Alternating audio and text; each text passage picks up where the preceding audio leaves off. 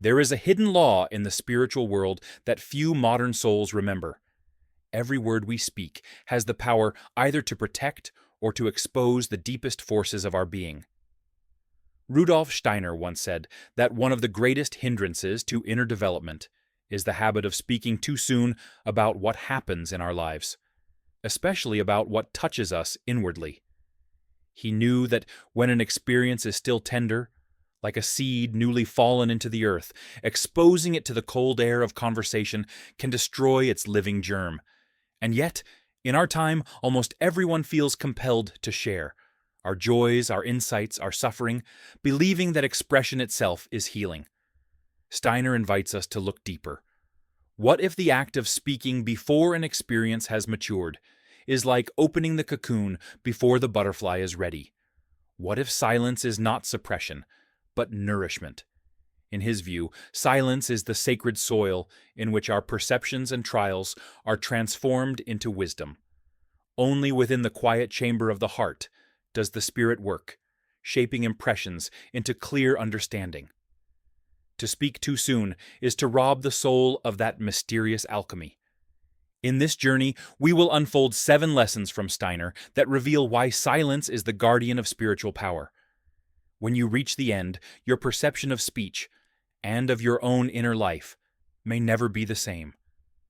For silence, rightly lived, is the language of the gods. Steiner often reminded his students that the forces which sustain our physical and emotional health are the same that sustain our capacity for spiritual perception. These are the etheric or life forces, subtle streams that circulate through body and soul, carrying vitality, memory, and quiet strength. Yet he warned that every careless word can scatter these forces like leaves before the wind. When we speak impulsively, especially about experiences that have not yet ripened within us, we release the energy that would otherwise nourish our growth. The act of speech is not merely external, it is a movement of etheric substance outward into the world. Imagine that every thought and feeling is formed of living light, delicate and responsive. When we hold them in silence, they condense, deepen, and begin to shape the inner organ by which higher knowledge is born. But when we rush to express them, this light diffuses and weakens. The soul that constantly externalizes its life cannot build the inner vessel necessary for perception of the spiritual worlds. Steiner described this as the dissipation of formative forces, a loss that makes spiritual impressions fade as quickly as they appear. This is why true esoteric students learn the art of inward retention, not as repression, but as protection. Each unspoken experience becomes food for the soul's etheric body, strengthening its rhythm, harmony, and quiet power. Silence, then, is a form of nourishment, the breathing in of spiritual vitality. There is a secret rhythm in the life of the soul, a rhythm of receiving, waiting, and only then revealing. Rudolf Steiner compared this to the natural process of ripening that occurs in the plant world. A fruit does not appear the moment the flower opens. It must pass through warmth, darkness, and time. The same holds true for spiritual experience. When a truth first touches us, it is not yet ours. It is like sunlight entering the soil. It awakens life, but that life must be shaped and strengthened from within before it can endure the outer air. If we speak too soon about what we have seen or felt, we expose something still in formation. Words fix what is fluid. They freeze what should be growing. Steiner explained that an experience must first sink into the depths of the soul, where it undergoes a mysterious transformation, from perception into understanding, from feeling into being. Only when it has been inwardly digested does it become part of the higher self, the eternal I. This inner digestion is the true schooling of spiritual life. It is not passive waiting, but active participation in the work of the Spirit within us. Through quiet reflection, through allowing the warmth of feeling and the clarity of thought to blend, a living understanding is born. The soul learns to think not about the experience, but from it, as the seed learns to grow from within the earth's silence. Every word we utter vibrates beyond the limits of our hearing. Rudolf Steiner taught that speech is not merely sound, it is movement within the etheric substance of the world. The spoken word sends invisible ripples through the fabric of life, shaping the very atmosphere that surrounds us. These ripples do not vanish, they remain as living echoes, influencing both speaker and listener long after the conversation has ended. This is why Steiner advised deep responsibility toward what we say, especially when speaking of spiritual matters. When we talk about our inner experiences, those words become forms in the etheric world, forms that either harmonize or disturb. If spoken with vanity, curiosity, or excitement, they create dissonant patterns that return to us as confusion, doubt, or fatigue. But when words arise from necessity and reverence, they generate harmony, and their echo strengthens our inner peace. Steiner called this the etheric echo, the law that whatever we cast into the world of sound returns to us as moral and spiritual consequence. We often believe that silence protects us from judgment. But in truth, silence also protects the world from the premature forces of our half-formed emotions. Each unguarded word can set into motion an echo that distorts the purity of an experience meant to uplift. To learn the mystery of silence, therefore, is to learn mastery over these invisible vibrations. To let the word arise only when it can sing in harmony with truth.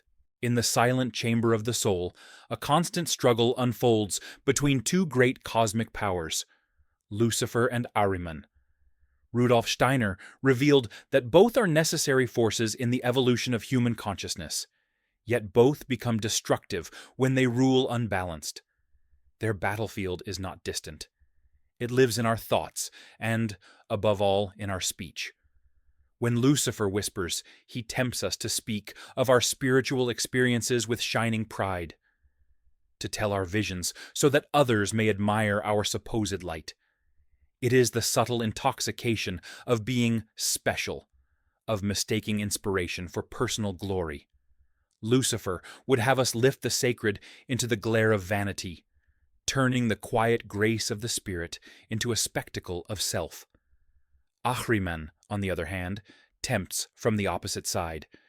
He urges us to dissect our experiences, to analyze them with cold logic, to reduce the spiritual into something marketable or mechanical.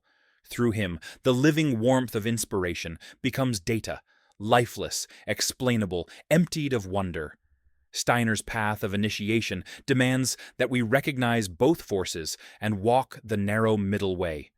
When we speak, we must ask, am I revealing truth in service or displaying it for the ego's satisfaction? Am I seeking clarity or control? True speech, he said, arises only when the I, the eternal human spirit, speaks through the heart, not the intellect or desire. In this balance, Lucifer and Ahriman are transformed into allies of discernment. There is a hidden alchemy that takes place in silence. When thoughts are held inwardly, without the rush to express or define them, they begin to transform within the soul's warmth. Rudolf Steiner called this process the awakening of imagination, inspiration, and intuition, the three stages of higher knowledge. It is through silence that ordinary thoughts ripen into imaginations, images filled with life and meaning. These imaginations, when further purified through reverent stillness, deepen into inspirations, the hearing of spiritual reality.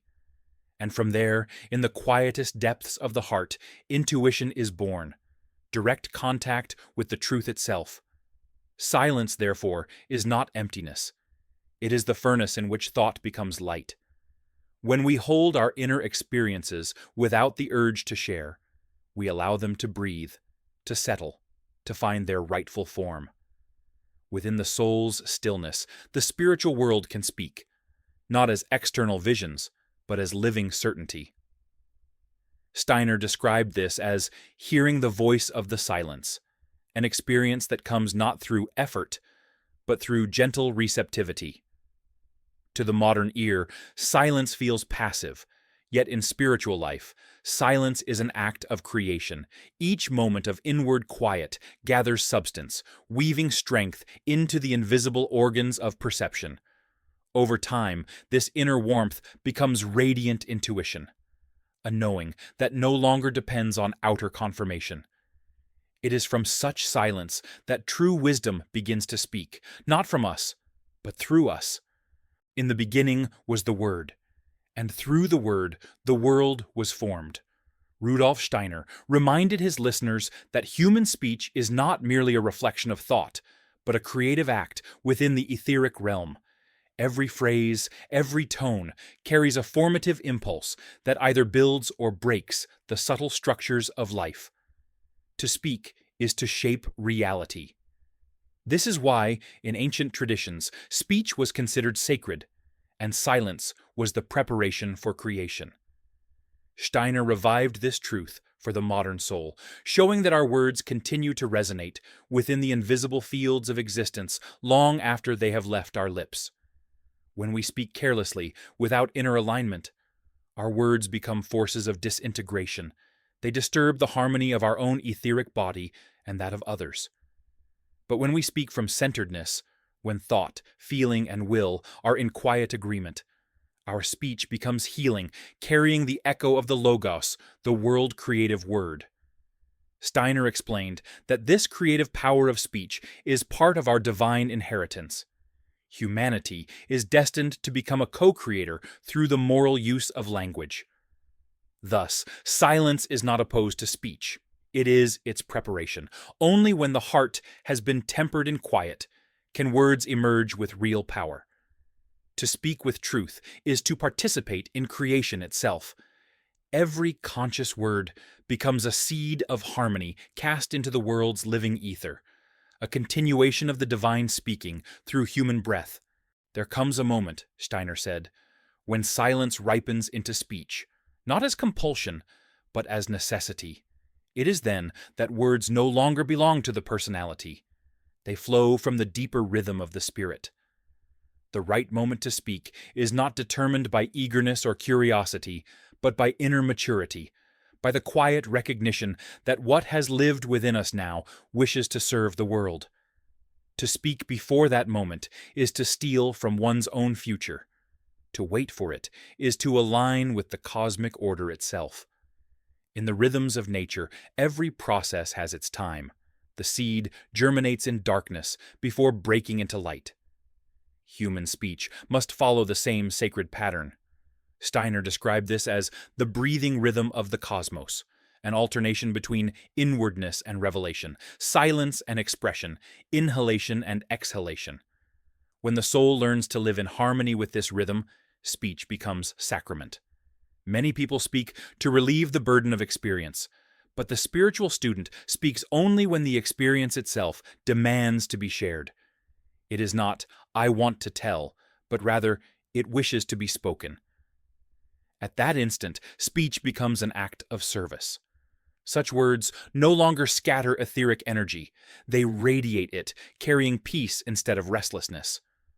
When this discernment awakens, the human being becomes a conscious participant in the world's great rhythm, the divine dialogue between silence and sound. How can these 7 lessons live within the modern world, where silence is nearly extinct? Every moment invites us to display ourselves, through conversation, confession, or the endless mirrors of social media. Yet the more we reveal without reflection, the more we weaken our connection to what is sacred within. Steiner foresaw this condition, a culture where noise replaces depth, and the human being forgets the sanctity of the unspoken.